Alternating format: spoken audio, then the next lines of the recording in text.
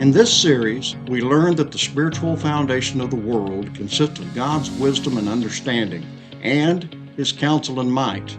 Where wisdom and understanding are in essence one, so too counsel and might. So in its simplicity, God imparts His wisdom and understanding to you and me by means of His two covenants, which reflect the natural and spiritual aspects of sowing and reaping. As we've learned in this study, sowing and reaping is synonymous with resurrection, so it's no wonder that resurrection is the core of Christian belief. Now, let's begin our consideration of Nebuchadnezzar's dream in Daniel chapter 2. Thou, O king, saw, and behold a great image.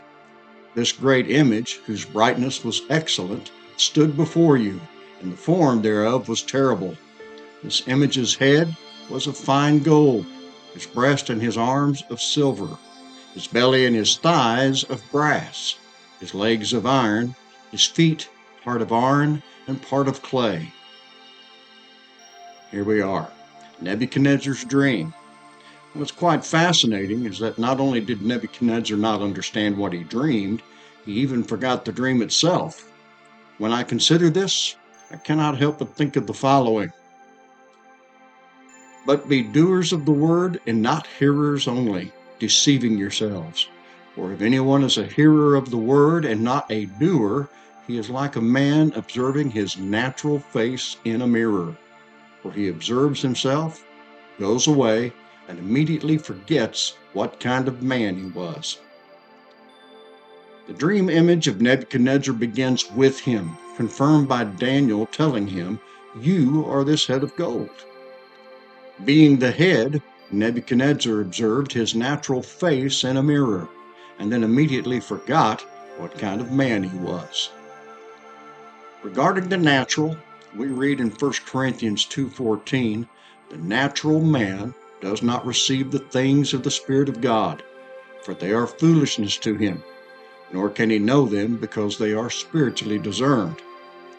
No doubt, Nebuchadnezzar was a natural, carnal man, so he needed Daniel, a spiritual man, able to discern spiritual things, to tell him both the dream and its interpretation.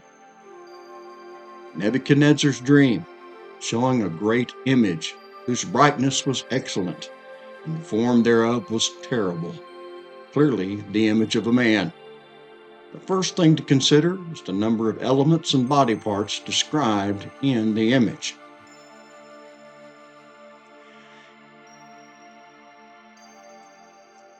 First, 7 body parts denoting spiritual perfection or completeness, typifying fullness, maturity, and manifestation.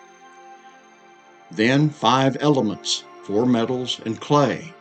The body parts and elements are listed together as 5 in Daniel 2:32 and 33. 5 is the number of grace. Isn't mankind the recipient of God's grace? But like the number 2, typifying division and its opposite, witness, 5 also typifies sin. Think about it. Man has 5 senses, 5 fingers on each hand, and 5 toes on each foot. Most of our work is accomplished with our hands, so in Scripture, hands denote our work or deeds in both sin and grace, whereas the feet, used to push or move us forward, illustrates our walk or conduct, push of our will and purpose in life. With all of this in mind, let's go to the following. 1 John 3:4 reads, "Sin is the transgression or violation of the law." In Genesis 4:7 we read, "If you do well, will you not be accepted? And if you do not do well, sin lies at the door, and its desire is for you, but you should rule over it." Sin is what? The transgression or violation of the law. In other words, a deed or action. What is the law for? To regulate our behavior, our deeds or actions. So when God spoke to Cain, he said, "If you do well," or "if you do not do well." So in agreement with James 1:22 through 24, it concerns what we do. When we don't do well, sin lies at the door. In the dream image of Nebuchadnezzar, we see spiritual manifestation, either good or evil, the fearfulness of man in sin, or the wonder of God's grace when given. No wonder the psalmist wrote, "I will praise you, for I am fearfully and wonderfully made. My frame was not hidden from you when I was made in secret and skillfully wrought in the lowest parts of the earth." When mankind does well, it is a wonderful thing. But when he doesn't, it is indeed fearful. And only by God's grace are we set free of sin and the self to walk in the testimony of the truth. 7 stamps with perfection and completeness, that in connection with which it is used. So our 7 body parts present a completeness achieved by the union of the material creation with the divine work of its maker. Didn't God form man from the dust of the ground and breathe into his nostrils the breath of life? When we add the 7 body parts and 5 elements together, we have 12, the number of governmental perfection or divine governance. God alone exalts and abases even at the most personal of levels. As we go through the explanation of the dream, we find that the 4 metals, along with the 7 body parts, reveal 4 literal and natural kingdoms, beginning with Nebuchadnezzar and the kingdom of Babylon.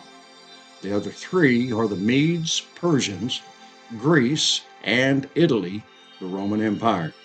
So, first the natural, followed by the spiritual. The natural is easy enough to understand, but the spiritual? This is what we considered in parts 3 and 4 as the foundation of the world. Kings and kingdoms, rulers, and that which is ruled, bringing us to the following. God said, "Let us make man in our image, after our likeness, and let them have dominion." What did God say? Let them have dominion or rule, referring to mankind, but also to more than one. Why is this? I think following might hold the answer. The first man is from the earth, earthy. The second man is from heaven. In Paul's explanation of the resurrection of the dead, he discusses the first man, Adam, and the last Adam, stating that the first man is from the earth, earthy, while the second man from heaven. Let's apply some simple logic. 2 men, so 2 dominions. Hence the reason God says, "Let them have dominion." But Paul is not talking about individuals per se. Rather, he is referring to the natural essence as opposed to the spiritual that works in everyone. When man in his natural carnal essence has dominion, there is much suffering due to the love of the self, the flesh, and its attachments. But when man in his spiritual essence has dominion, this love of self is displaced by his love for God and others. This difference is easily seen between Christ and the kings of the earth in Jesus' day. That being said, we should recognize that the kings of the earth speaks outwardly and inwardly. The phrase kings of the earth is found just 11 times in the King James New Testament, 9 in Revelation. This is appropriate, for 11 is the number of imperfection, disorder, and being out of order, while 9 is the number of visitation leading to judgment. The first man is from the earth, earthy. Therefore his dominion will be as well. Be earthy means carnal, to eat dust. The present turmoil throughout the world bears witness. That's it for this study. Be sure to join me for the next one as we continue our examination of the dream. And folks, thank you for being a part of Great of Week Publishing and Studies in Scripture.